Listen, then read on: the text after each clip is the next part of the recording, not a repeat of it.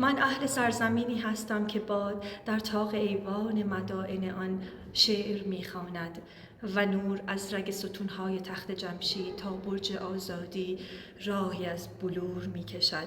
در پاسارگاد کوروش به انتظار نشسته است. تیشه سنگ تراشان هخامنشی گاهی نیمه شب در گوش کارگران مترو انقلاب رازهای مسیر را زمزمه می‌کند. ما قوم آتش و آینه ایم که از دل جنگ گذشته ایم، از میان خونپاره های جهل، اما هنوز در حیات هر خانه‌ای یک انار نیمه رس به امید فردا سرخ می شود. من دیدم کودکی در کنار ویرانه‌ای در خوزستان با یک آجر شکسته طرح باغی در پاسارگاد می کشد. این یعنی تاریخ هنوز کارش را تمام نکرده است.